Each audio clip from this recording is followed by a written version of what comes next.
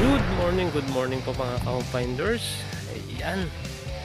So, nandito tayo ngayon sa ating Pasinaya. Ano po, sa Barangay Musunay, Cavite. Kung sana ipapakita ko po sa kanila yung kanilang actual turnover unit. Ano po, doon po sa mga OFW natin na naghahanap ng Pasinaya unit. Bubukas na po ang aming phase 2 extension. Ano po. So, kailangan nyo lang po mag-line up sa amin, mag-fill up ng form, mag-submit ng mga documents, and then pag may mga reopen, pwede po kayo dito sa unit na ito, dito sa phase 1. And then, kung gusto naman po, at kung gusto naman po ninyo, at hindi naman po kayo nagmamadali, pwede po kayo doon sa aming phase 2 extension, doon sa bago, no? By next year, January, turnover po ito. Ano po? Ayan. January or first quarter, ano po? Ayan, year. Yan. So ganito po yung actual turnover. So may space po tayo sa harap. 1.5 meters ano po estimated ko or 2 meters ano po. So ayan. So yung grills, yung bintana, lid type ano po. And then ayan, pag binuksan natin yung ating front door, yan po ang living room natin. Ayan. So yung ating front door, steel door ano po. Ayan. And then yung back door, steel door rin po, ano po. Ayan. So may space pa rin po dito sa gilid. Sa likod, good for expansion. Pwedeng dirty kitchen, laundry area, or service area. Depende po sa magugustuhan yung concept dito sa likod, ano po. Ayan. So gaya pro ng dati, ayan, yung ating toilet and bath, ayan, naka half tiles with shower plus toilet with sink, ano po, ito pong lababo, tiles na rin with sink, ano po. And then dito po naman po sa ating dito po sa ating ceiling, nakabuhos po ito, ano po. And then naka automatic brake system, naka-install door, yung ating ladder pataas, ang grills, ayan. Then ganito po yung kanyang second floor, ano po. Malaki sa 1 bedroom, tamang-tama lang pag sa 2 bedroom, ayun po. So yung taas, naka-isolation, ayan, may linya ng kuryente, abang na po yan. Ito po yung binayad dating processing fee na 10,000. Yung linya ng kuryente, tsaka yung tubig natin. Dito sa taas, may isang bintana. Blade type po yung kanyang window type. Ano po? And then, ayan. Sa harap, mayroon po tayong dalawang bintana at mayroong isang maliit doon. Ayan. So ganito po ang turnover ng unit. So dito po sa Pasinaya, mga co-finders, hindi lang po pwede tayo mag-third floor ng unit. Ayan.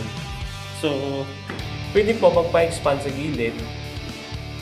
Pag ikaw ay in unit, yung corner unit ka, at pag ikaw ay inner, pwede kang magpa-expand dito sa likod at saka sa harap. Kasi po, kaya hindi po tayo pwede magpa-expand, magpa-third floor, magpa-third floor po sa taas. Meron po tayong solar dyan. Nakakontrata po sila 50 years. Ngayon po, hindi natin po pwedeng galawin yung ating bubong. So, yung maintenance naman, huwag nyo na po problemahin. Masira po yung bubong ninyo. Marumi, sila maglilinis. Kung may dapat palitan o pinturahan, sagot na po ng solar yan. Kasi sila yung magmi-maintain yan doon sa bubong. In 50 years po yun, wala kayong problema sa room. So, yun lang pong update natin today. Today is January 28, 2025 na po mga co-finders.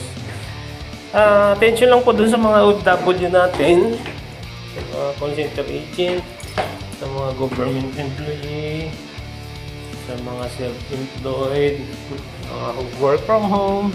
Kung gusto niyo na po ng ganitong unit, mag-message lang po kaya sa amin.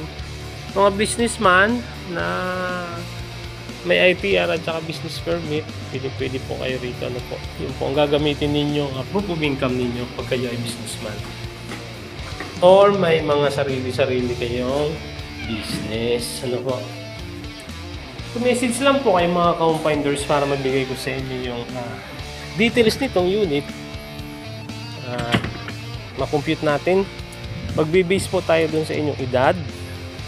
Siyempre yung monthly salary ninyo, magbe-base po tayo. Ayan, para malaman natin kung tayo po ay pwede dito sa pasinaya or pagsikat or pagsibol tayo, kasi may tatlo tayong unit dito. So dito po sa pasinaya mga ka-home-finders, ang required income po natin dito is 15,000. Ipipix ko na po sa 15,000. Ano po, so magmamantli po kayo dito sa Pag-ibig in 30 years is 5,100, kasama na po doon yung insurance. Ano po, yun na po ang inyong babayaran. So message lang po mga ka-home-finders para maibigay namin yung details. So ito po si Pagsikat. Mag-inquire lang kayo sa akin kung gusto nyo ng Pagsikat. Si Pagsikat po ay may record income na 23,000. Then monthly amortization sa Pag-ibig in 30 years is 7,500. Ano po? So ang difference po ni Pagsikat kay Pasinaya, si Pasinaya po ang kanyang